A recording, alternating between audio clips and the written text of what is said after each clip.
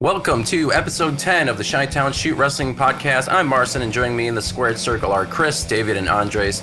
We're coming at you from the heart of the wrestling world, Chicago, Illinois, bringing you the latest news, hottest takes, and all things WWE and AEW. Send us your thoughts, your questions, your wildest predictions to chitownshootpodcast at gmail.com. We'll tackle your comments in the Chi-Town Shoot mailbag. Without further ado, let's jump into it. But I first want to say we finally hit double digits, episode 10. Yay. There's been a lot of people that I know who tried to start a wrestling podcast or have done it, and they did it for like 2 episodes and then they fucked off. So we're still here.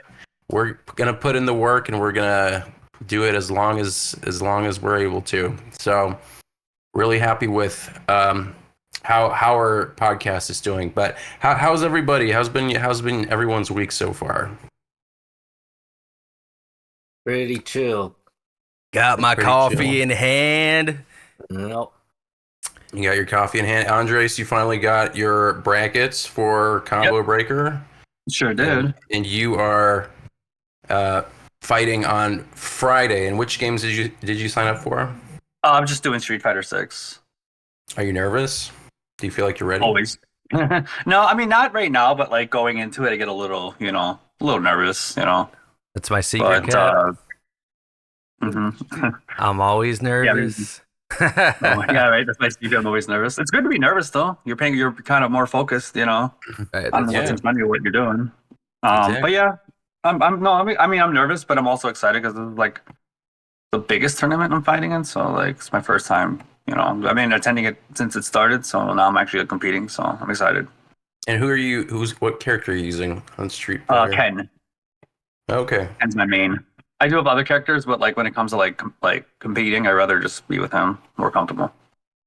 That's fair. I mean, that's exciting. I mean, I've never felt that I have any ability whatsoever to get into like a thing like Combo Breaker. Maybe I'll just do some like locals, which I haven't done either. But I always love spectating, and I think I've been to the Combo Breaker. I was there when it was at the Pheasant, and then I think took a bit of a break. Obviously, there was COVID, so there was that big period in between. But when it came back, we went back. Chris's like unofficial bachelor party-ish was last year at Combo Breaker. I was like, I'm gonna pay for your tickets, since you're like, all right, I guess I'm getting married in like 3 weeks. And I was like, okay, well, I'll put together some kind of bachelor party or attempt at. So that was my version of it to you. But it was fun. I mean, we were we were tailgating in my car in the parking lot. That's right. We're just kind of like rotating, open up cans in the back of the car. Hitting the flask. Hey, you want some, kid? Oh yeah, in the moo moo milk little thing, and we were chugging, we were waiting for the Lon Ranch like tin, and it was full of hooch. That ain't no milk. We were sipping on it while we were waiting for the Tekken 8 preview, because we were able to get in, and that was fun. That was the first time I got to play Tekken. So. Mm-hmm. Oh yeah, because there was they had I don't know. I forgot how you did it. You think you just like signed up and then they selected? I think I just asked, because I think you just ask Andres when you went to? Because originally it was like you had to pre-sign up for it, and then like someone told me he just went up there and asked, and they said okay. They like within like 5 minutes he got to go in because there was a group going in. So I was like, oh, so me and Anissa, we went over there. Like, yeah, all right, we both got to play, and we were actually playing Tekken 8, and Harada actually like walked in and was like watching our monitor and stuff, and gave us a thumbs up. I was like, oh, holy crap! Yeah, so I didn't get a chance to see Harada, but I was definitely like keeping an eye out for him. Like, let's spot the dude with the sunglasses. He will be there at Combo as well. The Oakleys, I think he wears Oakleys. He'll be back in Chicago, so he's gonna pause and then hard cam, and he's gonna be like, "Don't ask me for shit." Do you think Ed Boone's gonna be? He might be Combo Breaker, since it's MK1's first.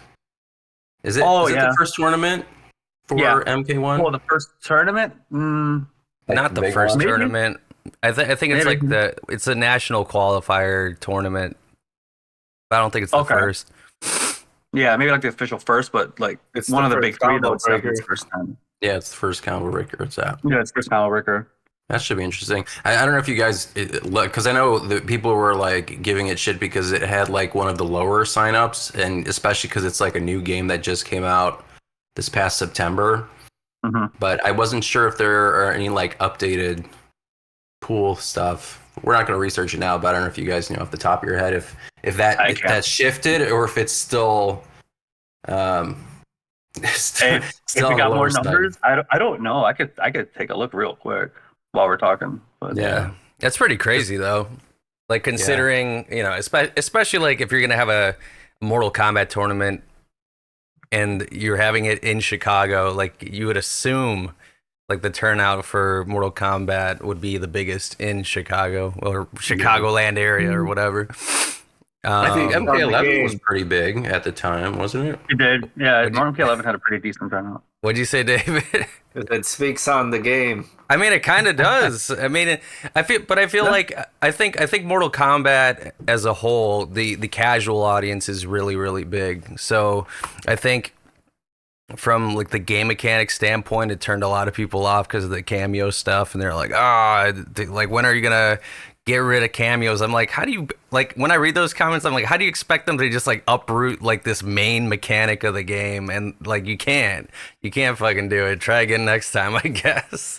They just think you could probably input tag teams, and they're like, well, the cameo can just be a tag team system instead. Well, there's that is a mode that's in the game that was data mined, so we're assuming it'll be available later. Which people, when they got to play it, they said it was great. It was actually a lot more fun than having a cameo. It's actually way more quicker pace. Like it almost felt like a Marvel game. Right now, Mortal Kombat has 276 entrants. What is that compared to like Tekken 8 or even like older games that Third Strike? Yeah, like Third Strike or a Super Smash Bros. Melee tournament. Smash Brothers probably have a lot. We'll go with Killer Instinct. Let's just we'll really go the oldest game. Yeah, oldest game. Super terrible. Samurai Showdown? No, that's kind of newer. Skullgirls is pretty old. Karate Champ. Super Smash Brothers Melee? Would that be considered? That's probably the oldest, right? I mean, it's 2002. That's like 20 years old. So Marvel 3 is on there. 22 years old. Vampire Savior is on there. That's really old. All more than. And what are the signups for that? Are you able to see that? Yeah, I can see that. Is it I'll look at Melee. That'd be funny. Like, oh my god, poor Mortal Kombat. Or how about Street Fighter 6? How did that do? That's got 1,200. Oh shit! Oh yeah, that is like 1,000 more than considerably bigger. Yeah. For who? Street Fighter 6. Oh damn, 1,200. 1,200. Yeah, like 1,200 or 1,200, 1,274. Fucking dwarfed it. but Tekken 8 has like 1,700, I believe. I mean, it's, fucking crazy. Nerds. I mean, that's probably like the belle of the ball currently is Tekken 8. I mean, I know people are kind of complaining about the recent updates to it. People complain about everything. I mean, like there is no situation where any game is gonna satisfy everybody. You know what I mean? Like I don't think there's ever been a situation like that where it's like universally acclaimed where it's like nobody talks shit about it. Do you think it's broken? No. I know, David, you commented that before that it's not really as I don't want to say playable as unplayable, but do you feel like the update kind of like hindered certain things, or what are your thoughts on the Tekken updates? They smoothed it out the last one, so everything that was wrong got fixed. Gotcha. Yeah. Street Fighter 3rd. Oh, actually, no. Street Fighter 4 has 1,400 now. Looking at Street Fighter 4. Yeah. Or sorry, I'm sorry, 6. Street Fighter 6 has a. Damn. Why are people playing 4? Oh my god. Super Smash Brothers Melee has 194 contenders from what I'm seeing. Dang. Smash Brothers Ultimate has 409. Oh. Tekken 8 is 1630, so almost 17. Was kind of close. Marvel's Capcom 3 has 162. Vampire Savior has 114. Damn. So even though Mortal Kombat is on the lower end, it's still higher than some of the older games.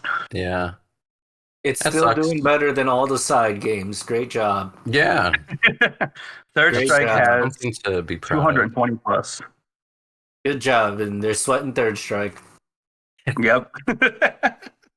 It'll definitely be interesting to see what that looks like and how like even if there's like this many signups, I'm curious how many people are actually going to be like watching the Mortal Kombat tournaments and stuff. What that's going to look like in person, and Right. because I feel like you can get a vibe check based on like the game that's being played. Like Tekken 7 was like if I always felt like an event when people were playing Tekken 7. Oh, yeah. So For sure. Yeah. No, yeah, it's always and then when it's top 8, it's awesome to watch. Like the final day. Mm-hmm. Actually, no, Guilty was the final tournament last year, but that was a lot of fun to watch too. Yeah. I love that. I stayed for that. Yeah, that's awesome. But I'm definitely looking forward. I'm crossing my fingers for you on Friday. Hope you beat that one, then you go to the next one, and then you just go all the way. Well, but yeah, make sure you train up and play I will be every night, Yeah. just so you're all comfortable. But I guess that's enough of fighting game talk. I guess that's its own segment I could probably clip for this, but let's jump into the news. And because we're going to be talking about Double or Nothing and King and Queen in the Ring, which both probably take a decent chunk. I only have one news piece, but I think it's a pretty big one because there's been a lot of teasing that's been going on with WWE from week to week on Raw and SmackDown, and during PLEs like Backlash. There's been a lot of teasing of the return of potentially Uncle Howdy or whatever character Bo Dallas is going to come back as. And there has been a lot of imagery. I don't know if you guys have been watching the imagery, but there's been the consistent imagery of the bird and like the circle with like the U shape. It looks like it looks like a stick person to me, but I think it's some kind of weird symbol that appears in every like single like teaser, and especially in the recent one, like they were just like drawings of the same symbol over and over and over again. They were calling that like the bird like night bird, and I think it's just like a term that the people who are really into these vignettes and teasers, that's what they called it, because there's this crow or black bird that shows up in all of them as well. Sting confirmed. Well, that would be funny, but I highly doubt it. So they normally don't have any afternoon programming on Thursdays, and this past week they had a Twitch channel stream that was basically going on for almost an hour of a psychotherapy session from the patient's perspective. And then across from the patient, you have this psychiatrist. Basically, she was asking general therapy questions while the patient was handing her notes in response. And during this stream, you got images of the old QR codes, and a lot of the previous references that have been teased from week to week. And after, like near the end, it builds to the final minute where the therapist handed a note and it reads, "Do you want to meet them?" And she asks, "Who's them?" before turning around one of the notes she's been handed and poses the question, "Who are these people?" Which is interesting because that might tease a faction. We then cut to a news clipping from the files.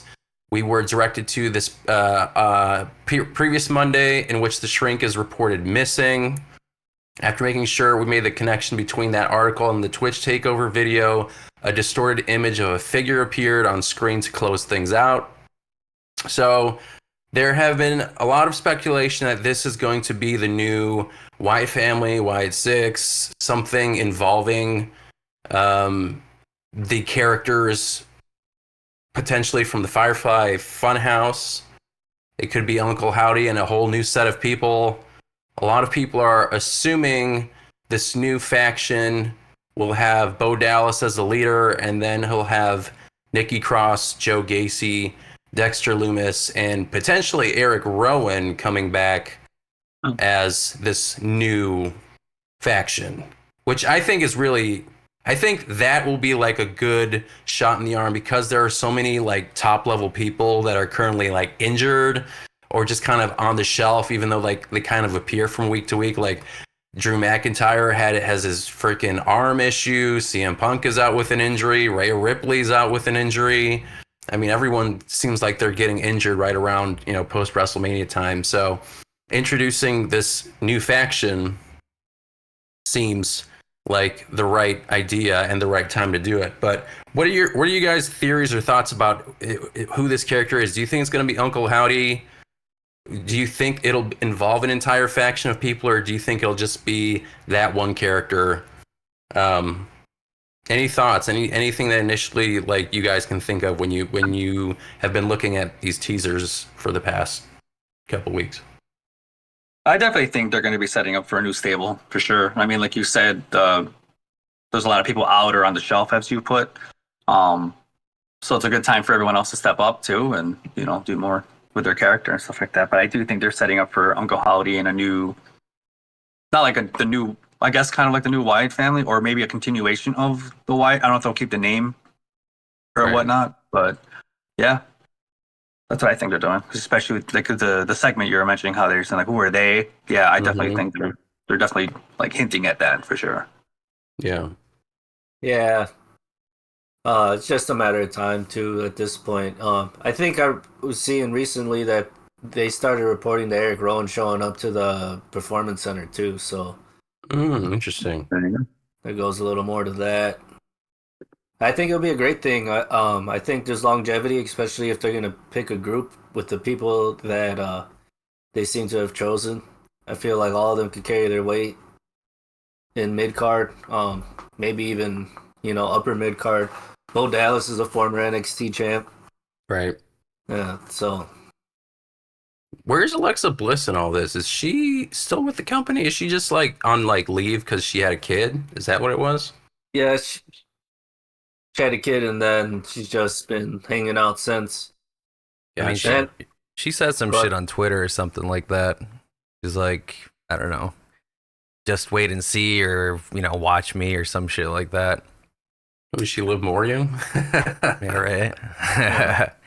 I don't think he's gonna come back as Uncle Howdy. I don't believe he's gonna be Uncle Howdy. In my personal opinion, I think it's gonna be some kind of a tribute to Bray Wyatt, maybe some kind of worshiper kind of a thing. But I don't think it's going to be Uncle Howdy. I feel like that was more of a Bray Wyatt creative, perhaps. But maybe something like off tangent, but similar to that. Yeah.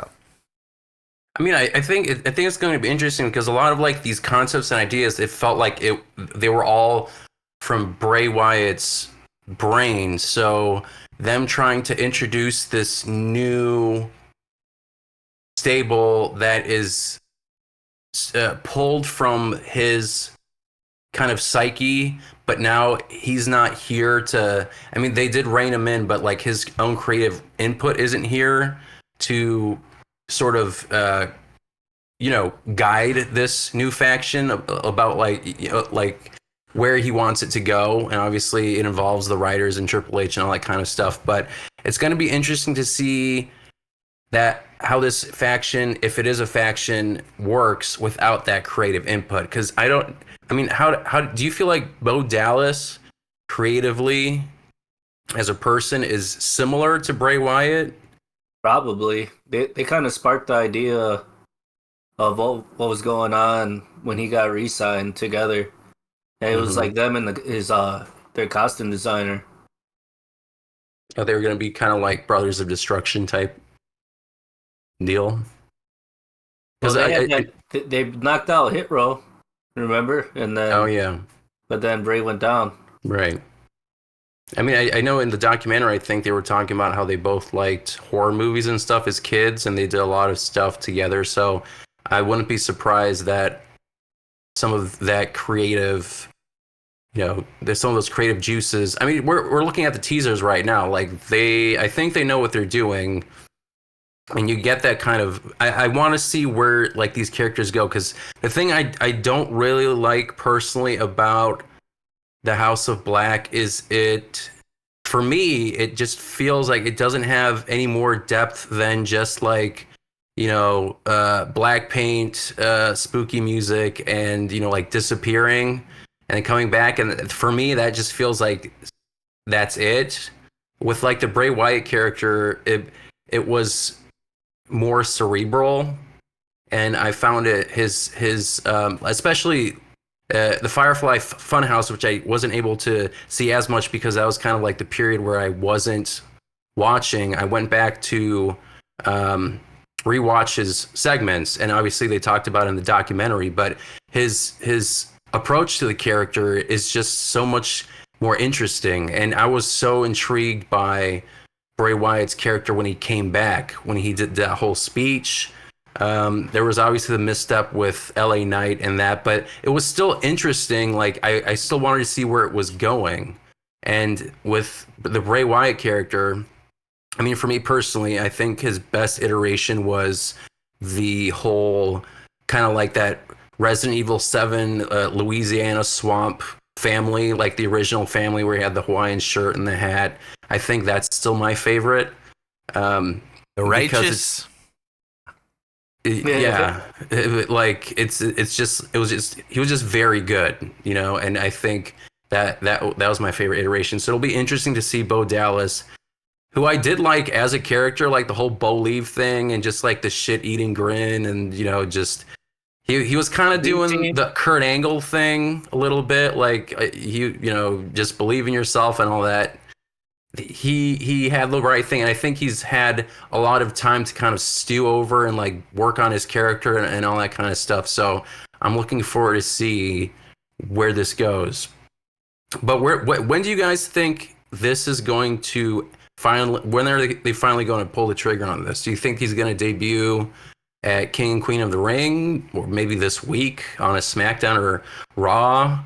What show are they going to be on? Because this is potentially like 6 wrestlers who are going to be on Raw or SmackDown, and then they're going to be inserted in a feud with somebody, and I can't really tell where they can fit right now. I don't know where they'd be inserted. I don't know if you guys have any thoughts or just immediate guesses. Guess-wise, I would say it would be a pay-per-view. I would say, I'm not sure like how, but I don't know. It would seem like Saudi Arabia. Yeah, I'm gonna wait till Crown Jewel. They still call it that, right? So, well, King and Queen of the Ring is in Saudi Arabia, and that's this Saturday. Mm-hmm. So a lot of people are speculating that maybe it's then. I don't think they've had like any teaser that like there were teasers with dates and stuff, but there's nothing solid yet that I've seen that it's like, 5/25 or something like that, or this Saturday. I don't think I've seen that unless I missed some of the teasers when I was looking this up. All those teasers were old dates to go back to references that one of them had cut, like a promo on that previous date. Yeah. So I'm very interested. I think it's going to be King and Queen of the Ring. I don't know who, maybe like the winner of the King of the Ring, and then that person, is going to feud with them. It'll be interesting because I do think right now it's kind of the WWE right now is kind of missing like that big storyline. There is the bloodline, which is interesting, but I think it just needs a new, some more fresh creative stories, especially. As always, like post WrestleMania, there is that bit of a lull period. So if they can make this work, I think it'll be really interesting television. but I don't know who they're gonna feud with. I'm just going to assume. I was gonna say Authors of Pain, or the New Testament, but probably not. I mean, or maybe. I mean, do you feel like the it's not the New Testament? What the fuck are they called? Final. The Final Testament. It's not the Jesus ones. It's the Final Testament. So the one after. Yeah, exactly. It's so maybe I mean like they do need something. They also feel like they're kind of in purgatory right now, in limbo. Like they're half on NXT. Sometimes they show up on the other shows. He's like, that's right, no pop, bitches, in France. But yeah, I'm gonna be interested to see where it goes. So, but that's my best guess is like Final Testament or maybe Cody Rhodes, because he doesn't have like they're just kind of like giving him people to work with right now, and he doesn't have like a big burning feud. Like he just went through AJ Styles, and that seems kind of done. And now he's got Logan Paul, so maybe a Cody Rhodes feud. That could be interesting. That was in the plans for Bray, allegedly. Really? Yeah. But when we got him and Brock instead. I mean, that would have been cool. Because I mean, Cody NXT mentor. Yeah, I mean, that's also an interesting thing now that you mention it. I mean, and Cody is a good character, like actor or whatever you want to call, like the Stardust thing, or even when he had the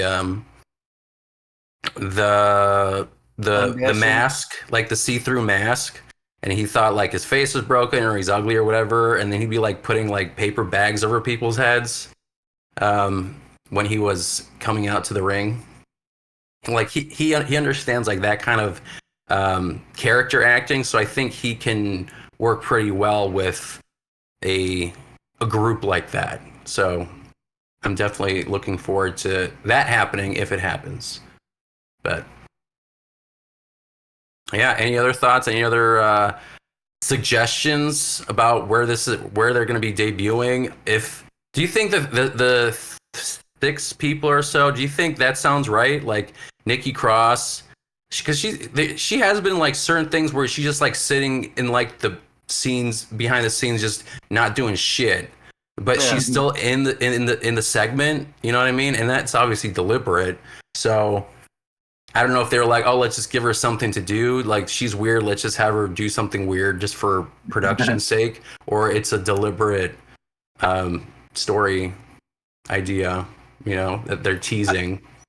I kind of like the idea you mentioned that, for King of the Ring coming up, they could be like, they could interrupt the tournament. They could attack the winners. They could, to like make an impact. Like this is our debut, so we're gonna like mess with the actual like main tournament that's going on. So that'd be a good idea, I would think. Like that would be like impactful enough to be like, I don't know too Final much about Testament.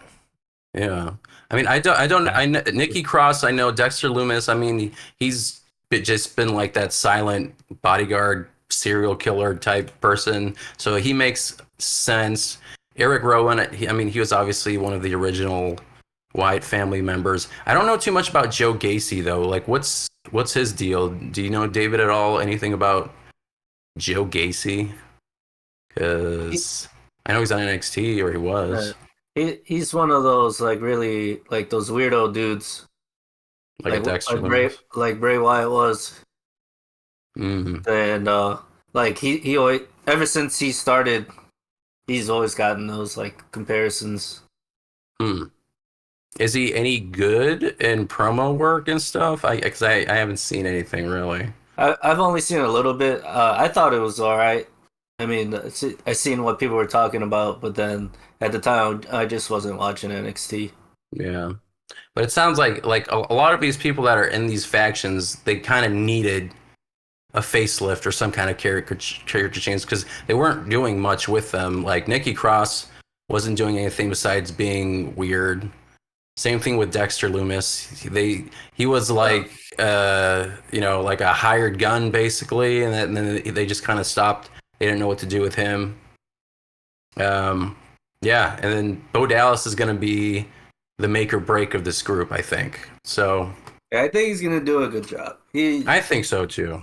He seems super motivated. Like, Yeah, you know, he's a legacy kid, so it's like he knows what he's doing, and it's really just about what's in front of him to make shit work. yeah. I mean, he's a rotunda. So Pay your yeah, taxes. yeah. So very interesting. I am really looking forward to their debut. I feel like we'll probably get some kind of teaser on Raw, and then they'll finally say like kind of how they did with the Extreme Rules teaser that it's debuting here with some like King or Queen of the Ring, or I don't know what's after King and Queen of the Ring. I think it's Clash of the Castle, right? So I could see it there too. But I feel like they've had enough teasers. It's been like 10 weeks worth of teasers, so I think it's about time you pull the trigger. But speaking of, we're gonna start talking about the PLEs, and we'll segue into King and Queen of the Ring, since we've been talking about the potential debut of Uncle Howdy, and we've been talking about King and Queen of the Ring. So we'll start with that PLE, and there have already been 1, 2, 3, 4, 5 matches. So right now it's still on track to be basically kind of like a backlash, which backlash type of PLE with 5 matches, and they probably get a good amount of time for each of them. I think even Backlash didn't even go like the full amount of time. I think maybe ended a little early, but I was perfectly fine with that. I think 5 matches. 3 hours. It was almost 3 hours. Yeah. Yeah, but it was a good amount of time. And right now we have the undisputed Universal Championship, or the WWE Championship. I'm just going to call it that. Match between Cody Rhodes and Logan Paul. And if you guys didn't watch on SmackDown, originally it was supposed to be title versus title, but I'm pretty sure Logan Paul had his lawyer change the contract, so now it's just for the WWE Championship, unless they changed it again. So that's I know people were complaining and they thought that they were just gonna start making Cody just be like this super invincible guy, like, all right, yeah, you get the United States Championship too, and now he holds 2 belts. I feel like that would have had people feel a certain way, because I feel like maybe that would have make him come across too strong, you know what I mean? I don't know how else to describe it, but like, yeah, I'm the champ, I beat the story, now I'm also like having a United States Championship. So I feel like people would feel a certain way, but I'm kind of glad that they didn't include the title belt. I know that the reason for Cody was because that'll make him a Triple Crown champion. I think that's what the reason for that was, but it didn't make sense for him to have that belt, honestly.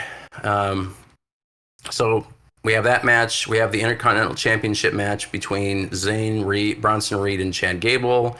And we have the Women's World Championship match between Becky Lynch and Liv Morgan, followed up with the King of the Ring tournament finals and the Queen of the Ring tournament finals, which should be interesting. But what are your guys' thoughts in general about the concept of the King of the Ring? Because I feel like for the past 35 years or however long they've had the King of the Ring, I feel like it's been hit or miss.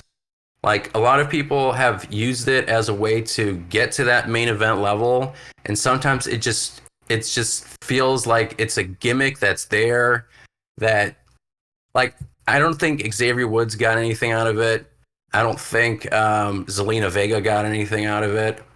I don't think oh my god, who's the lone wolf NXT guy? Didn't he have the Baron Corbin?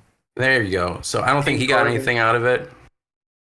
So do you feel like King of the Ring can make somebody, or do you feel like it's kind of like the Andre the Giant Battle Royal, where you get this big ass trophy and then they don't do too much with it? Do you feel like maybe that sense is shifting, or do you feel like it's still going to be that type of title? I think it'll be better now. Think so? I think Those crowns look much better. I'll say that. The ones in the immediate past look kind of goofy. all those flops were kind of on Vince too, and then the '90s did okay with the King of the Ring, or even like the early 2000s. Yeah, with like Bret Hart, Stone Cold, Edge, Brock, Booker, King Booker. Yeah, King Booker, yeah, that was a good gimmick that came from that. Billy Gunn, no. How do you feel about pinkies up? How do you feel about it, like being part of their gimmick? Like it's one thing to be like, okay, I'm the king of the ring, but then they're coming out like I'm the king and I'm the queen. Like I feel like I don't think that's necessary all the time. You know what I mean? I think it's dependent on the wrestler. Yeah. Yeah, like King Booker definitely does it. Now imagine if Stone Cold had started walking out like that. Right, with like a big, stupid purple cape. Yeah, and got like a crown like Queen Elizabeth or some shit. Like I think some people would just look straight up goofy. Tell me he didn't just say that. So besides Booker T, who do you think has done it well? So I'll give you guys a list of the winners.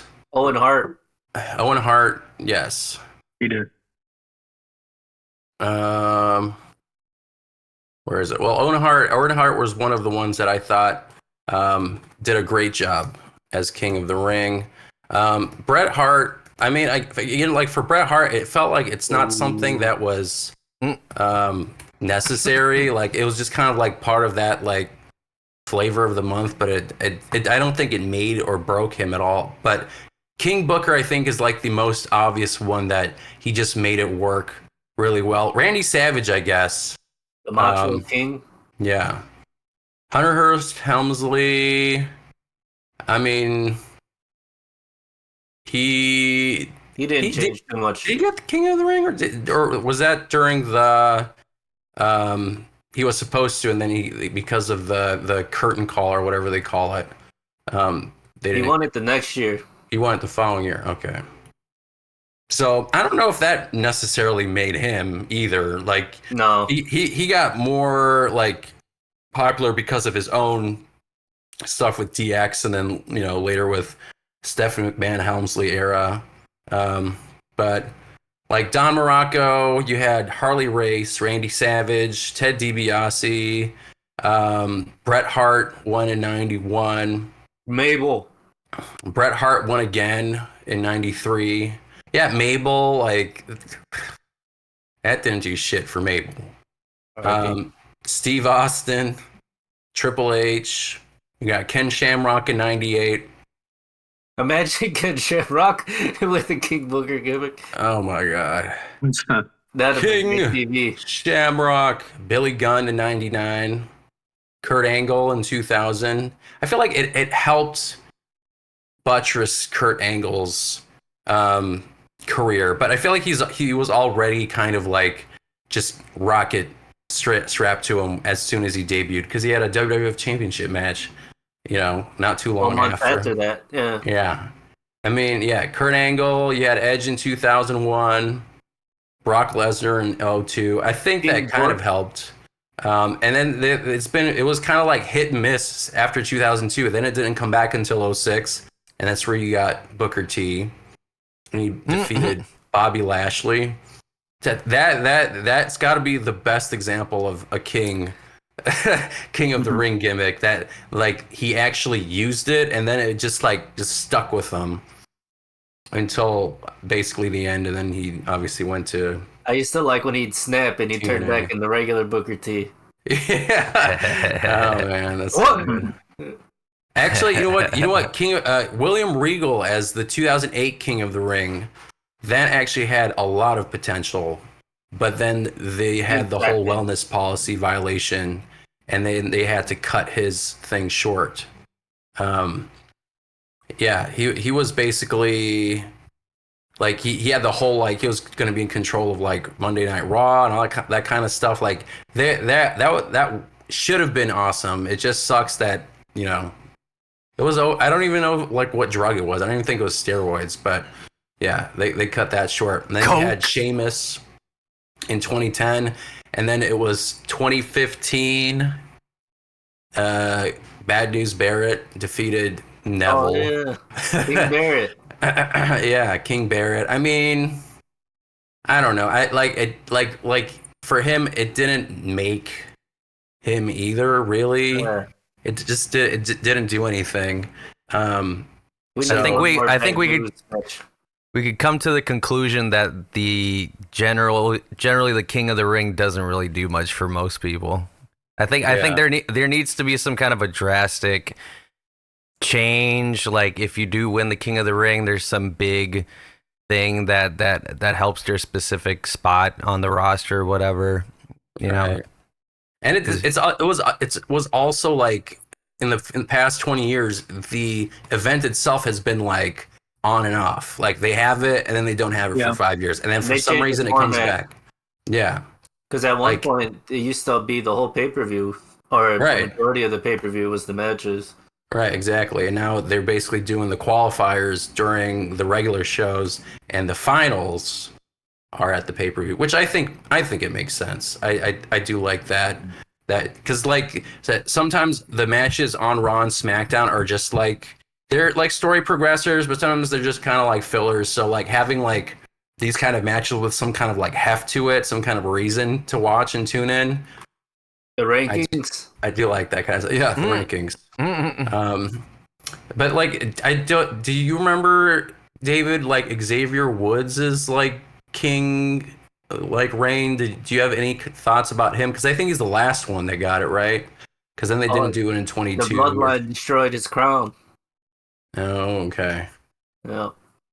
That's all I remember. Yeah, and that was also in Saudi Arabia, by the way, in Riyadh. So super interesting. But we can jump into the match card itself. So Cody Rhodes versus Logan Paul.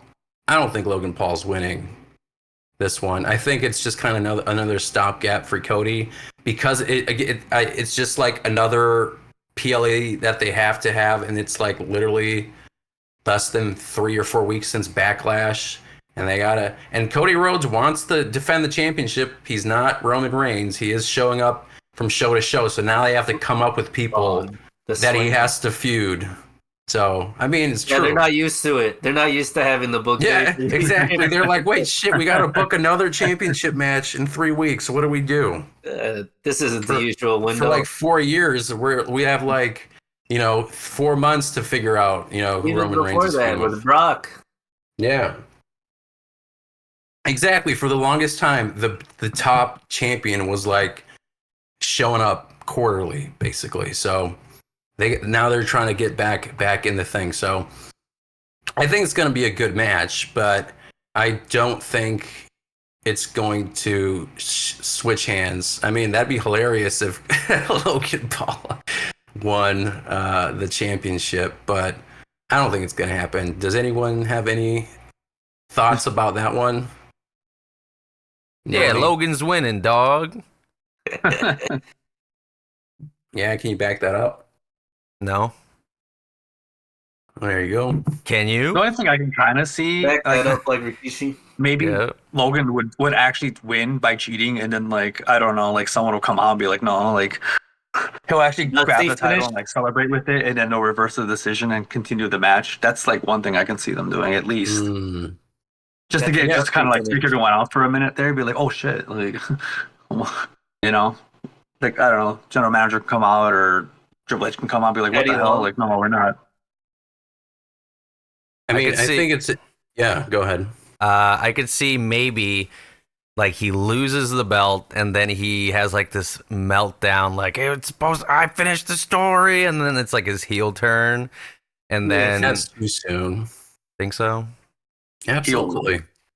they still got to make money off them. Like they. I mean, and honestly, I guess that's a stupid reason because I mean Roman Reigns made a shit ton of money in this is a dumb, like I keep hearing that point, like it's like like he's selling to children. No, like Roman Reigns sold a bunch of shit, name fucking bunch of heels that sold some shit, right? Stone Cold technically was NWO.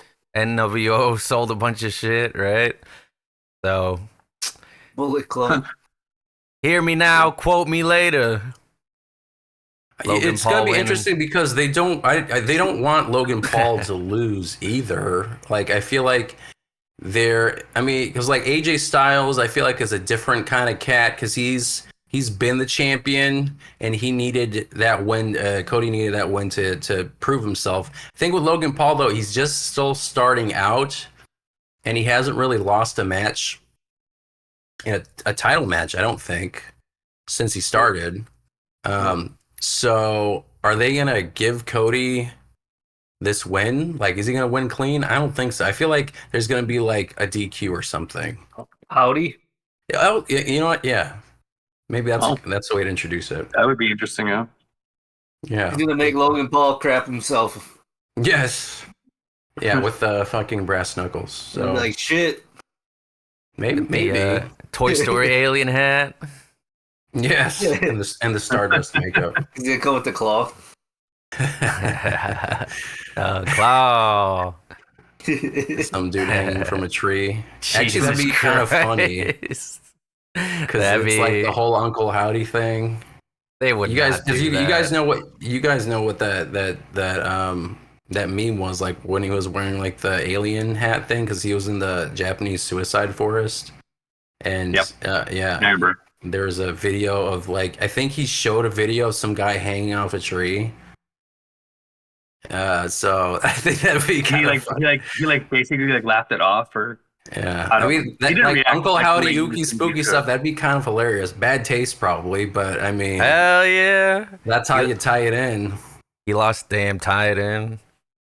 Yeah. Lost that game of Hangman. Oh man. Hangman, I mean, he already Rage. takes Hangman's moves. Yeah. Damn. Writes itself. That's what I'm saying. Yeah, I Take doubt they would notes, do that Triple. though. It's for free. So, yeah, I mean, I think that's what's gonna happen. I don't think it's gonna be a clean match. I think it's gonna be a good match. I think it's gonna end in either a DQ, some kind of interference, maybe like you said, the debut of the Howdy Crew or whatever you call them. But Woody's Roundup. yeah, Woody's Roundup. Howdy. Come on, get home on the tree. All right, well, let's go into the Intercontinental Championship match. So we've had this feud with Sami Zayn and Chad Gable, and then Bronson Reed kind of got stuck in there too. Now, I don't think Bronson Reed is going to win. Or maybe he wins the belt because the other two are kind of feuding so hard. So that's a possibility, but I feel like Chad Gable should get the belt. That's what my heart says. Is that he should beat Sami Zayn for this because he deserves it. But I don't know if they want Sami Zayn to lose it. So I don't know if you guys feel any differently, but I think Sami Zayn's gonna retain just because he just got it. Yeah. I do too. Because I feel like there was a period with Triple H where they wanted to redo the record books, and I feel like they've already done that. So I think there will be more frequent title changes. I don't think it's going to be like late 90s hot potato title shifts like every month or two. But I don't think the title reigns are going to be as long as they have been. 3 years, 2 years, Yeah, Logan's winning. For the Intercontinental Champion. Oh, you mean for the original? I don't think so. But all right, Chris, what about for the Intercontinental? Who do you think's gonna win? Bronson Reed, dog. Big Just Bronson. because. Big Yes. Bronson Reed. I mean, he also needs a strap. I mean, I think that the belt, as long as I think the belt, he doesn't need the belt. Like sometimes the belt makes the man. I feel like if he gets the championship belt, I don't know if he necessarily needs it, but I don't know. I think Chad Gable should win. Nah, So I'm just yeah, gonna Chad say that. Gable. Because he's also been on a tear with his current character gimmick. So Because he's still heel, right? give it Chad. Yeah. Yeah, he's still an a-hole. Yeah, Chad Gable. Now this one, I'm almost positive that Liv Morgan is going to beat Becky Lynch. I hope But what do you guys think? Revenge Like, tour. what's the point of her losing again? I don't see why she needs to lose. I also don't. I mean, I don't. I'm just kind of a little bored of Becky Lynch. I don't know what it is, but I think Liv Morgan is a more interesting character right now. Just she's got a little more layers than Becky Lynch for me personally. I get down and I get back up and I fight again. We heard it already, Yeah. Becky Lynch. We We get know. it. You You broke fight. your nose. You broke your nose at one time 5 Yeah. years ago. Put So- your hands in front of your face next time. Right. So I'm hoping that Liv Morgan wins because I mean, again, she's a more interesting character. It'll look good on her too. And maybe they'll have I don't know if they'd put 2 women's matches in Saudi Arabia, but Oh, they got the Queen of the Ring. well, they do have the Queen of the Ring. But for the WWE Women's Championship, do you think they're gonna add a Bailey match? a Bailey match? Damn, they can't be What about the tag exposing belts, all too? that cake. They're gonna have to be covered up, no? No. Yeah. They got to dress like Oh, Zero they Suit do. Samus. Yeah. They got to dress like who? Zero Suit Samus. Oh, or like Nia Jax. Yeah. Bodysuits. Damn. You Honestly, sure? now that you mention, I'm kind of curious what their attires look like in the other Saudi Arabia or in the Crown Jewels. They're always wearing like long one pieces, or like they'll put a shirt over. Full head attire. Interesting. Job. I don't know. But yeah, hopefully Liv Morgan wins. She has more to work with. I feel like there are more people she can feud with. And her revenge tour has to mean something because right now I'm like, what revenge tour? You know, like she's had. Oh, it's just begun. Yeah, it did. So I hope it Shang continues. Tsung, baby. Continues with an actual title belt. You know, so get your revenge tour with some gold around your waist. So, you know, We'll have to figure out whose purple bandana she's been walking around with. oh, that's true. JD McDonough. Could be. McDonut. Oh, you know, that's the other thing that I forgot is it seems like Liv Morgan and Dominic Mysterio might be a thing. See, that's why I think she should get the strap because then when Rhea Ripley comes back, that'll be an amazing feud. I can already see it. Battle for the what? custody of Finn. Dom. You think it's Finn? It's Finn. I think that'll definitely be an amazing feud if that happens, and I feel like that's where it's headed. So, Becky Lynch, drop the belt, go enjoy your time as a mother, give it to Liv Morgan, and then when Rhea Ripley comes back, that's gonna be awesome. So now with the King of the Ring tournament, we currently, as of this recording, have not determined who the final people are who are facing each other at King of the Ring and at King and Queen of the Ring. So the current possibilities are Gunther or Jey Uso versus Randy Orton or Tama Tonga. So I'm curious what you guys think. I guess we can look at a number of scenarios or who you think is gonna head to the final and actually win. Like who do you feel like deserves it out of these 4 men for King of the Ring? Who do you think needs it more? Probably Jay. Yeah. Jay or Gunther. Yeah, I was gonna say Gunther too. Yeah, because I'm thinking like Randy Orton, if he's in the final, I don't think he doesn't need it at this point. He doesn't need it. No. He does his own. I mean, he team can get gimmick. to the final and then lose, That'd be more necessary, I would feel, if Randy Orton were to get so far. Right. Like he's like that legacy guy that you got to beat, you know.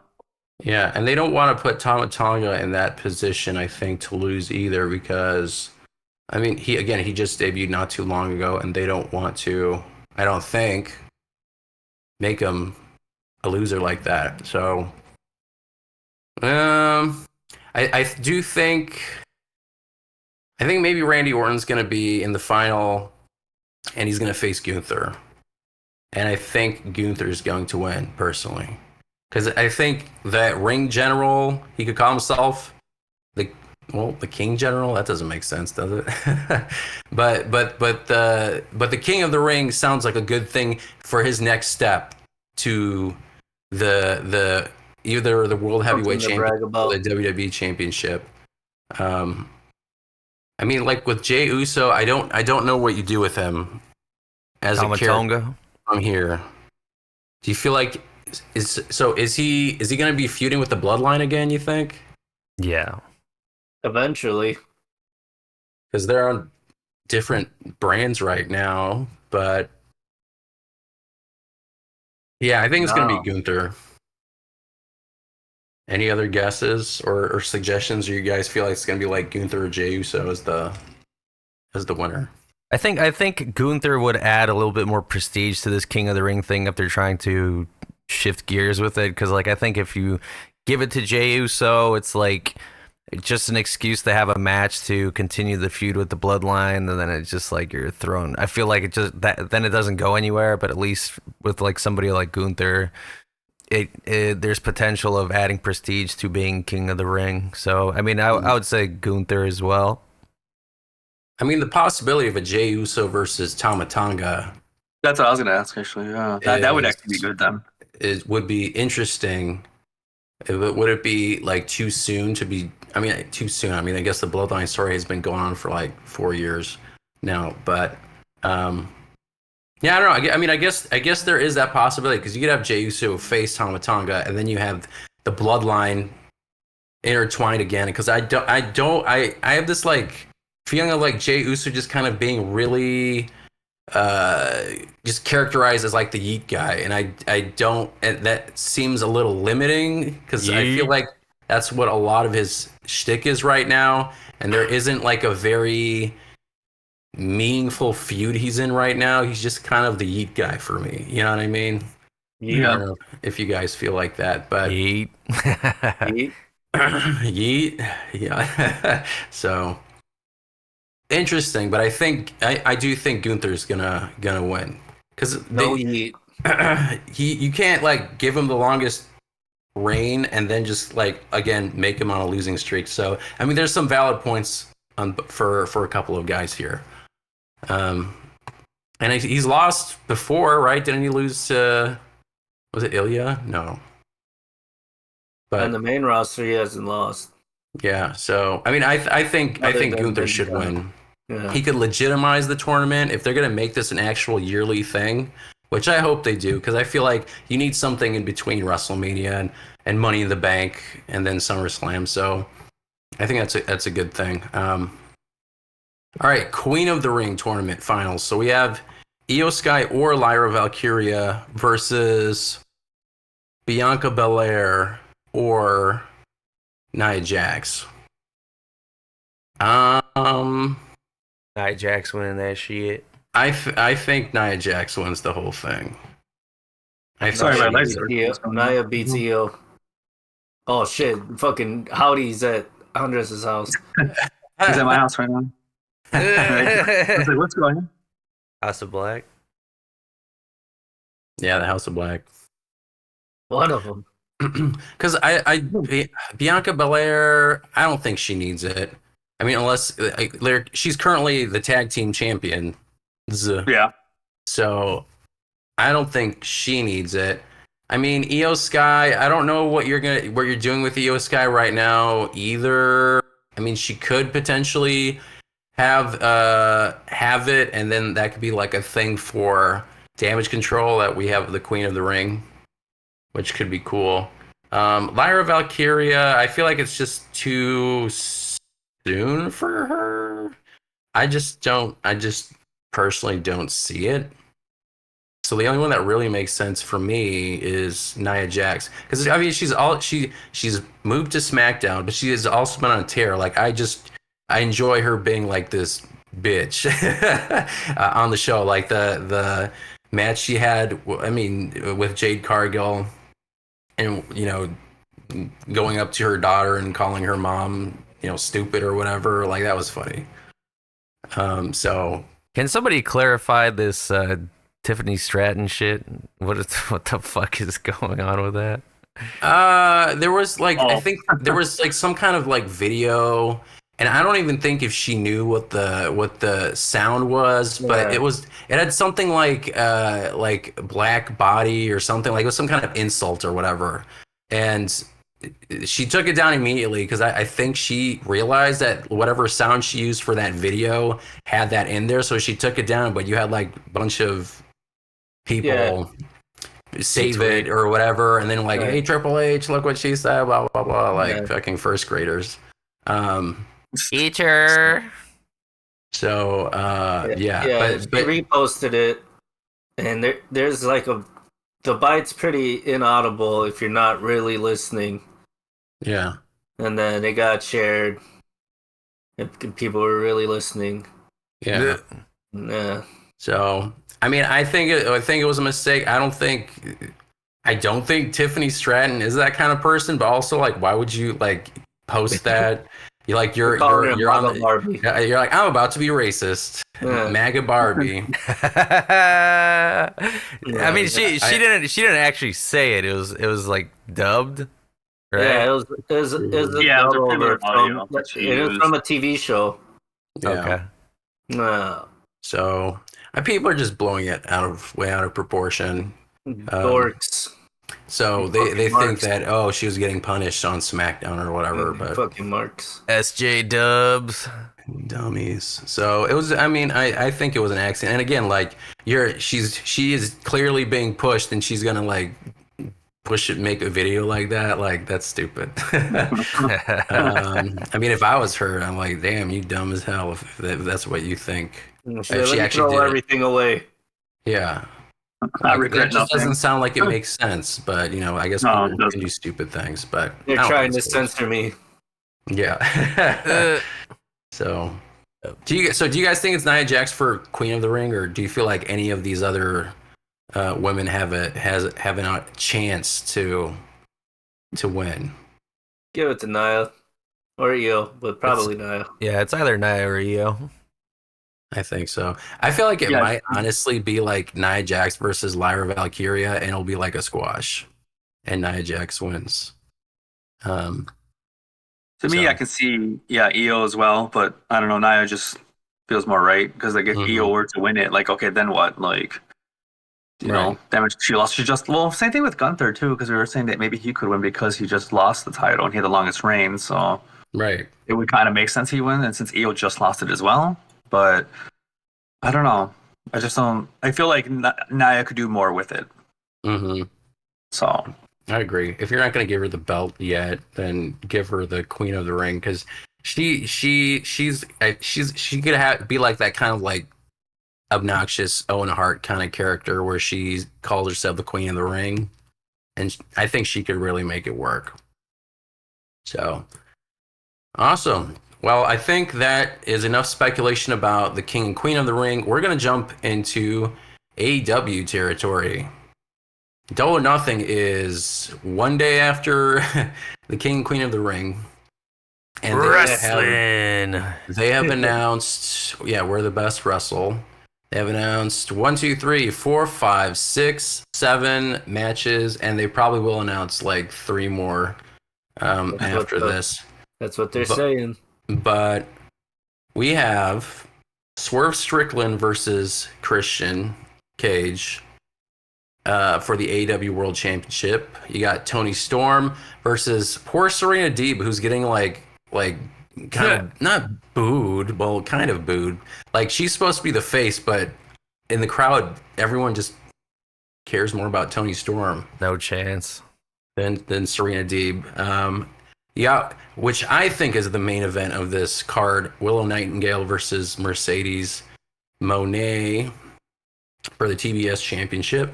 You got Adam Copeland versus Malachi Black. That's going to be good. Barbed wire steel cage match.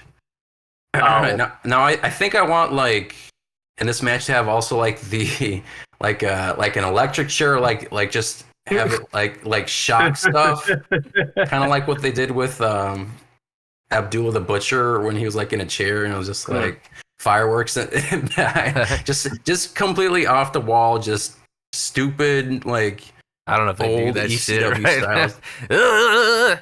Yeah. Pull the lever. Murder your opponent. Yeah, murder your opponent on live television. Fuck it. Entertain. The only way to win is survive. Yeah. Survive. So the TNT Championship in a barbed wire steel cage match. You got Roderick Strong versus Will Ospreay for the International AEW International Championship. Damn, that shit's gonna be crazy. That's probably gonna be a good match. You got the Elite versus FDR. Initially, I was like, why is Bryan Danielson and Darby Allin in this? But I guess also wasn't Darby Allin injured like a really bad injury, and now he's back like it feels like less than a month. He broke his foot and then he got hit by a fucking bus. Yes, why is he in a match? but he's in a match and Anarchy in the arena. Doctors cleared him. Can you the fucking kook doctor, fucking Dr. Nick, Dr. Hubert, Dr. Nick. Yes. Hi everybody. Yeah, Dr. Nick cleared his ass. He's good to go. Hell no. Yep. Just take some Tylenol and that's it. You good. And Anarchy. Okay, so Anarchy in the arena. What does that mean? Is that good? Is that going to be like the New Japan match that we saw at like the Chicago street fight, whatever you want to call it, where they're just kind of like fighting all over the place? All over the place. I mean, they did it. They did it at All In, I think. I forget who it was between, but it was like it might have been like the Elite versus. Wasn't? I forgot. But I remember they did it. So Darby Allin's in this because I guess because they were the last people to have the tag belts before the Elite won them. I'm assuming that's why he's part of this. Why is Bryan Danielson in this match? Because he's rah-rah AEW. Yeah. He loves AEW. I see. I love AEW. Okay, I mean, I guess that makes sense. FTR is, obviously they're feuding with them. I love AEW, also them. Now this one I don't understand why it's on an AEW pay-per-view. Jon Moxley versus Konosuke Takeshita for the IWGP World Heavyweight Championship. It's an eliminator match, so it's not even a title match. It's just he gets an opportunity to get the title. Yeah. Do you feel like it's not a title match because New Japan's probably like, oh no, we get the title match, and then you can have the eliminator? But didn't he defend it on an AEW show, or am I making that up? No, he did, and it wasn't in. Yeah, Powerhouse Hobbs just got a match. He didn't have to go through an eliminator. So he got a title match for it. Yeah. Then I don't understand why this is just an eliminator match, especially if it's on a pay-per-view. But that's the other thing. AEW. Yeah, this is the kind of thing that I have an issue with. Like it's a title belt of a different wrestling promotion, but it's another title in the mix that Jon Moxley has, and I don't know. Again, it just kind of for me it dilutes like the AEW championship because you also have like this New Japan championship, which is like their top title, but I don't know. I don't know how Forbidden Door is the next pay-per-view. Forbidden Door. Oh, well, I mean, that's why. I mean, that's another thing. Like, I don't understand why they have these Forbidden Door pay-per-views because there is no real Forbidden Door anymore because they always have like people from New Japan and people cycling in throughout the whole year. Yeah. So. Not that forbidden. Yeah, exactly. No. Like literally, John Moxley is the New Japan champion, like the Revolving IGWP door. champion. Yeah, it's a revolving door. Like he literally was just That's at a good. fucking. Yeah, they should call it the revolving door. That's a good Revolving pun. door 4. Yeah, Revolving revolving Next door. door summer. for. Like literally, he was on a New Japan show. Like and half the freaking AEW roster was on that pay per view. Same with last week. Resurgence, because I watched Yeah. Resurgence.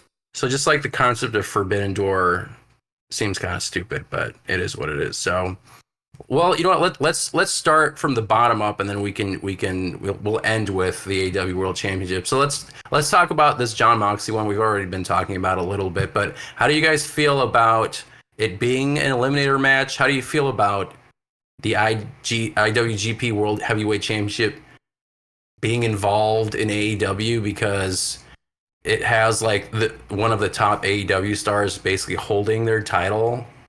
I don't know. I feel like it dilutes it again with too many belts, and that's been like not my. It's not an original thought that I had, but I do agree with it that there's too many, and this is just like another belt in their revolving door. So, what do you guys think about this match? I Do you think think Takeshita's winning? I think Takeshita will win. I think it's part of the business partnership that they have together. So they have these matches on their shows and vice versa, just for like market exposure. Maybe it's some kind of a strategy for them to gain more market share or more exposure to Western audiences. So they do that whole thing. So I'm guessing it's somewhere in a contract. I'm guessing that's why they do these matches. So I mean, as far as the match itself, I mean, I don't care. Fuck it, book it crazy, book it to the moon for me. They're gonna kick the shit out of each other. Yeah, I mean that's me personally. Like whatever, just like throw the whole kitchen sink at the thing if I'm paying for this pay per view. But yeah, I think ultimately it's because it's a business strategy thing, like market share in the West. New Japan is working really hard to be something in the States. Mm-hmm. Yeah. They created Strong, and then Strong's kind of like had to take a step back. Mm-hmm. So, do you feel like it should have been, since you're cool with it, do you think it should have been just a title match, or? No, I think Eliminator is fine. Eliminator is fine because then I think it does dilute the AEW. Or it dilutes both, I guess. Somebody's getting screwed, I think, as far as like, let's say one match just outshines the other match. It's two big titles. I think the Eliminator match at least exposes you to the, the brand or whatever without actually just being a championship match. So I think that if that was the decision, then I think it's a smart decision between the two. Okay. That's fair. Pretty common in New Japan to have an eliminator match and win and then lose the actual title match, or like however it would go, but pretty common for at least getting a crack at it. You guys ever think that somebody would win both the AE title and the New Japan title at the same time? Have both? I wouldn't be surprised. Okay. If that happens. Probably be Kenny Omega, if anybody. The cleaner wasn't what's his face? Didn't he have like 15 belts at one time, and then they slowly took them all away from Kenny? Oh my god. Huh? No, not Kenny. Although Kenny, I'm sure, had a bunch of belts in the past too. Yeah, he had TNA, AEW, and AAA. Yeah.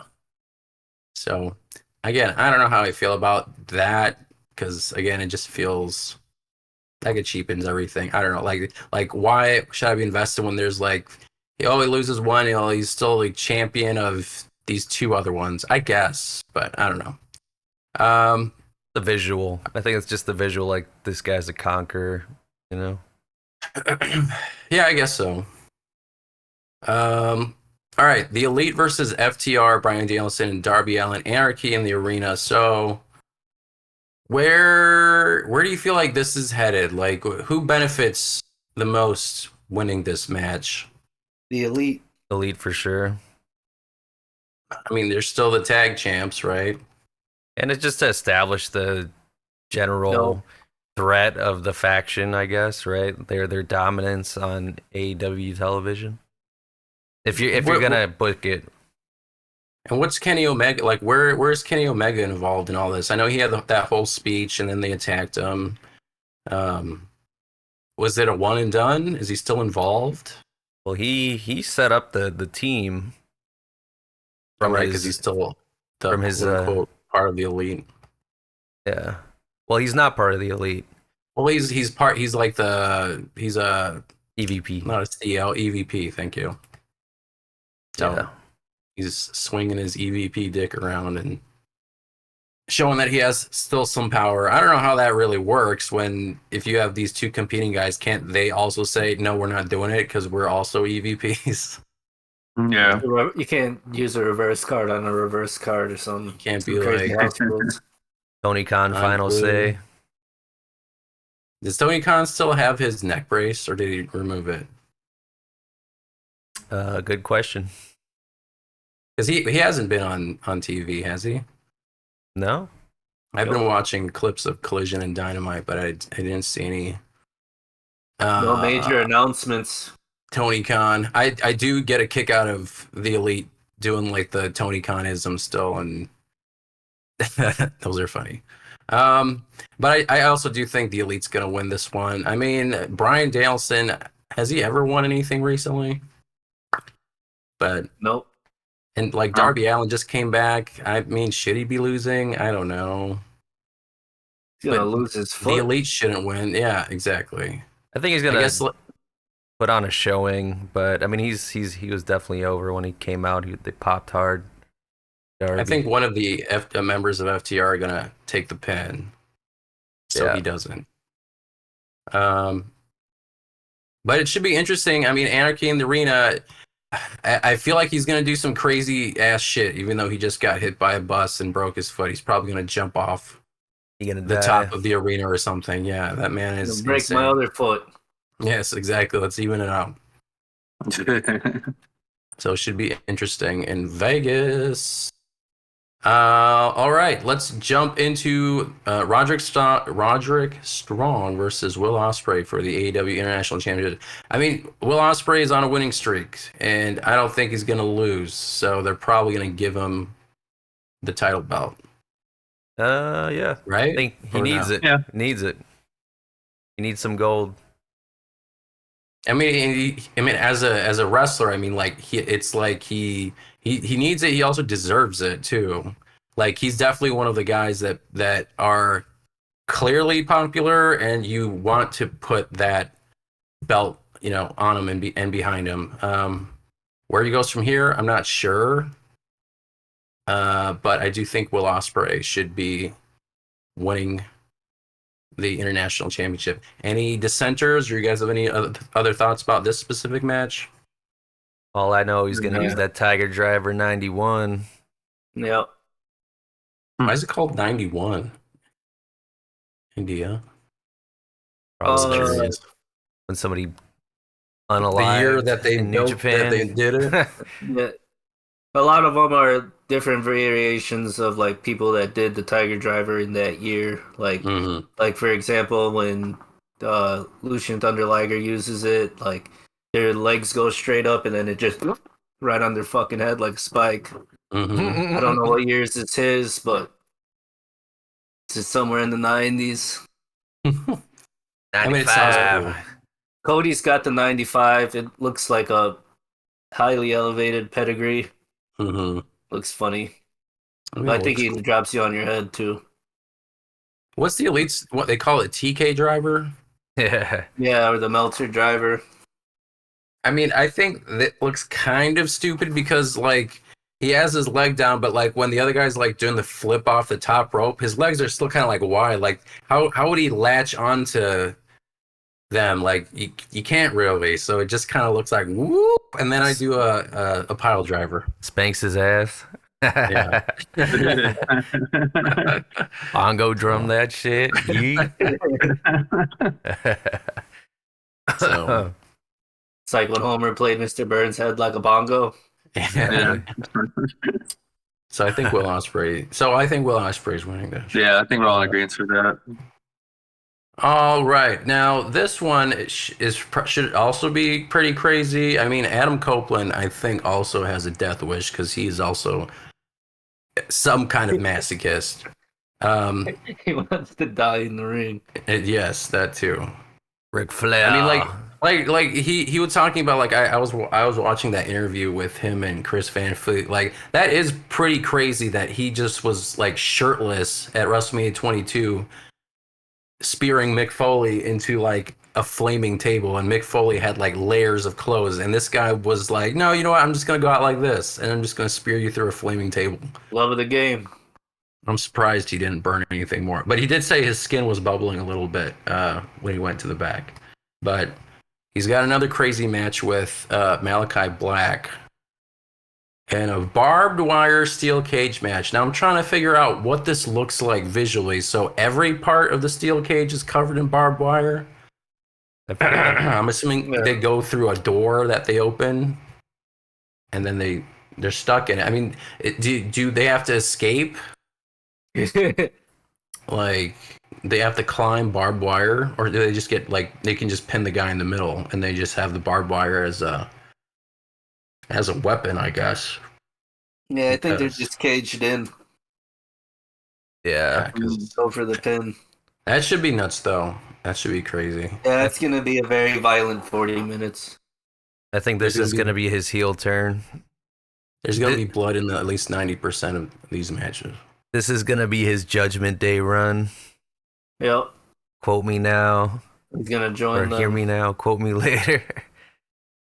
Wait, so you're saying he's gonna fight the guy in House of Black and then join them? Well, that was a stipulation. He said if I win, you're gonna bend the knee. So I'm guessing if Malachi Black wins, takes the belt as he should, I feel he should. He's gonna bend the knee, and then there you go. You got heel run Edge. Yeah, but he's doing it against his will because he lost. So it's not like he wants to do it. He has no choice, right? Well, I mean, they're spooky, and they're gonna. It's just like Sky Blue. They spit some shit in her face and put her under the influence. They're gonna use this as an excuse to bring back Gangrel, and he's gonna come out. Yeah, I was actually gonna say that because wasn't that an idea that was pitched for WWE when he was still there, and they actually said no. Yeah, exactly. Because he wanted to do like the Brood thing again. So TK will do it. He's like, "Fuck yeah, dog." And he'll do it. And then you got Christian there too. You can actually literally have them at one somehow, some way. They could. I don't know how they would, but they could do like a Brood reunion if they were on the same page. But that would be if they're all in the same company, though, somehow. Christian's there. Damn, it'd be fucking nuts. I think the first time, or when Edge joined the Brood, I think like that whole Brood shit started where he didn't want to be with them. Mm-hmm. So it wouldn't be the idea. Time. Like he didn't like the idea when they pitched it to him. No, like he was resisting joining. Oh, because Christian was the vampire before Edge was. Edge was just the loner, and then they were both vampires. Yeah. Oh, okay. Hell yeah. I don't remember that far back. Yeah, it was like Twilight, but dudes. With the ruffled shirts. Yeah, but dudes. Is that Diary Interview with the Vampire? What's that one with Brad Pitt and Tom Cruise? With the vampire. Yeah, that one. Yeah, it's basically that. No, that's probably where they got it from, to be honest. Yeah, I mean, I think this match is going to be really good. But this next match, I think, is the main event of this show, and I'll talk about Swerve Strickland a little later because I feel like his reign has been kind of second fiddle in certain respects. But this next match, Will Nightingale versus Mercedes, I think this is going to be my most anticipated match just because the buildup has been good. Their promos have been good. And they made the right move with Mercedes being the heel because I think she's just better as a heel than as a face. She got that mean girl shit down. Yeah. So, I mean, I really do like Willow Nightingale. Like, she grew on me. I mean, I've only watched her in the past year, but purely from a character standpoint, like as a person, like her theme song, her wrestling move sets, just her aura or vibe, whatever you want to call That it. smile. Yeah, so she's just a cool cat. So I'm She looking barks. forward to this one. Hopefully Mercedes is fine in this match. I don't want her to be injured again, and I think she's fine unless, she got cleared by, Dr. Nick again. Hey, okay. Just take 2 of these. How is inflammable flammable? Inflammable is flammable. Good lord. Yeah, so really good match. But do you think Mercedes wins, or do you think Willow Nightingale retains? I think Mercedes wins. Yeah, I do too. He's like, I paid all this fucking money. You might as well get a title belt. Willow retains. Yeah, I'm gonna say Willow retains too. Damn. Even though I think Mercedes is. I think it makes Mercedes go more off the deep end and be a little more dastardly. Yeah, bigger heel. That's true. True. They get set up for something. Yeah, like a And maybe rival she could win in the rematch, I guess. Yeah. Forbidden Door. Yeah, I think this is gonna be a good match. Now, Tony Storm, I didn't see I didn't see this clip. Did this happen on Collision? What was it with this with Tony Storm and like a towel? Was she naked? Did you guys see She wrapped that? herself around the Serena Deeb dojo flag. She Was came she out. naked? She naked. Yeah. Illusion of nudity. Yeah, she threw off all her clothes Oh, interesting. and all the mouth breathers fogged up. I mean, I think this should be a good match. I mean, it's Serena. I mean, it is what it is. The people don't really seem to care about her as a character. Yeah. Like everyone's just kind of more into Tony Storm in this feud. Yeah. And I get it. I mean, again, like Tony Storm is another character. Like she's just a whole other level. Like she knows her character. What she's doing is very unique right now. No one is doing what she's doing right now. I think she's had a huge glow up since she went to AEW. She's not just like that jock, generic type of person. I think this was exactly what she needed. So I think she's just going to retain again. I don't see Serena Deeb winning. Nope. Do you guys feel like she has a chance in hell? No, I totally see Tony Storm retaining. Jamie Hayter comes back. I don't know. Maybe. There's going to be some return. During the show, I'm sure there's going to be some kind of return, yeah. But I don't see Tony Storm losing. Nope. I mean, it's not like her reign has been that long yet anyway, so I think it's just another notch in her belt. Okay. So the main event is Swerve Strickland versus Christian Cage.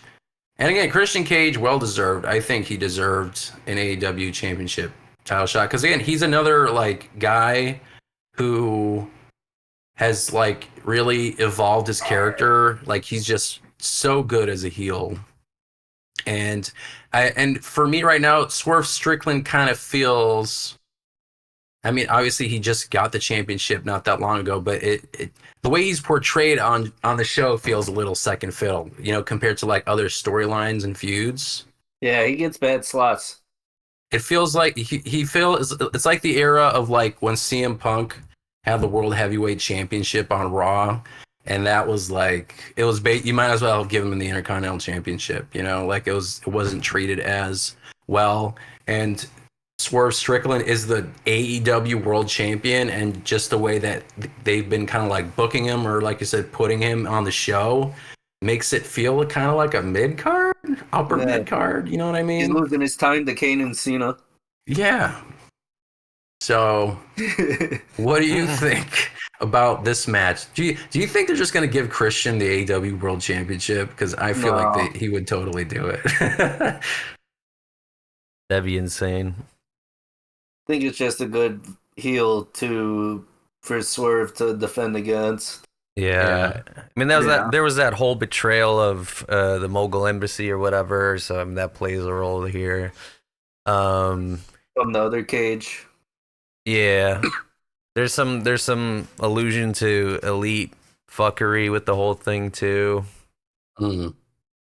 So I don't know, but yeah, for sure. I mean, the tie-in is the Mogul Embassy betrayal and all that. So I mean, it should be a good match, and Christian's just generally entertaining as fuck.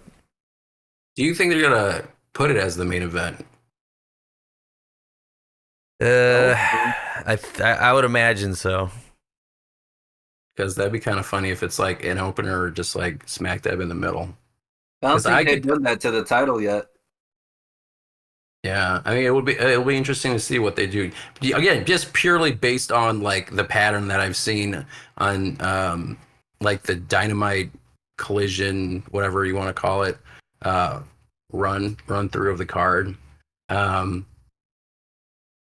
Yeah, so because I could also see like, oh well, Mercedes is her first title, match back, so maybe we'll just make that the main event because this is like her first match in 6 months or a year or whatever it is, and it's for a title. Paid her a shit ton of money, make her a main event, put it to use for the world championship main event. Yeah, learning tree Chris Jericho. Does he have a match? Did they announce a match for him? Not yet. He's probably but they probably are. One of them 3 matches.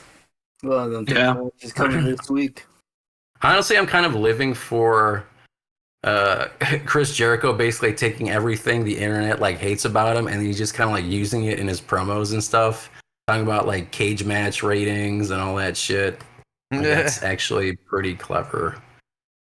Some people think it's cringe. Yeah, I mean it is parody. Some people think it's cringe, but I think it's actually kind of funny. So Jericho's the best.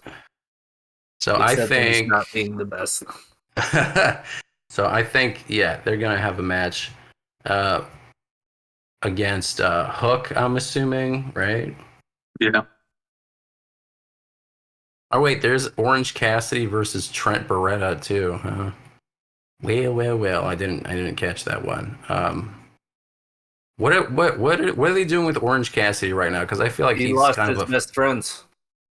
Yeah, but it just kind of feels like a flailing fish to me right now in terms of his positioning. But I mean, he had a lot of good spots for the longest time though. So yeah, he was Intercontinental champ. He fought Mox, all those things back and forth.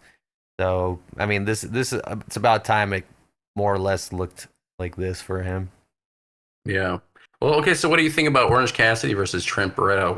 Where do you think that goes? I think I don't know. Yeah. I think it goes to Trent because I think they are going to work hard to try to establish Trent as like a singles wrestler. Mm-hmm.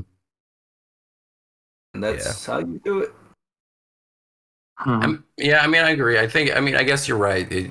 When you look at like Orange Cassidy's, like just reign and his matches, some people just need a backseat for a little bit before you kind of reintroduce them into, the main event and title picture. So I can't believe they made friendship bracelets for a guy named Orange Cassidy, and they're black and red. Yeah, interesting. But He thinks he used orange. Red Cassidy. Yeah. So I mean, do you think there's going to be any kind of wild, like in your minds, the wild predictions or any kind of surprises or reintroductions? I don't know if you've been reading, through the grapevines or any kind of rumors on Reddits or Twitter, but do you guys feel like there's any kind of swerve or left turn at this pay-per-view? Any new debuts or returns? Other than Jamie Hayter. Yeah, I mean, why Jamie Hayter? She was women's champ. I think was she women's champ before she got injured or something, and then she had to drop. Yeah. She had dropped it right before All In. Yeah. I mean, there's that. So there's the comeback kind of a thing for All In, I'm guessing. So she would make sense. But they're usually pretty good with delivering some kind of a, swerve or return or something like that. What about Britt Baker? Like, where is she still just kind of MIA? True. Could be Britt Baker too. Could be both. They'd be like, what? And then Adam. Yeah. Well, I mean, it should be good. Could be an Adam, fucking Cole and Britt Baker thing. As like a power couple thing. Who knows? Yeah. Oh shit. I hope not. Well, I guess we'll see. But yeah, that is a wrap for this episode of Chi-Town Shoot Podcast. Please don't forget to like, subscribe, rate us, and leave your feedback. Tune in next time for more wrestling madness. Until then, keep marking out. Wait. All right, it's going. All right.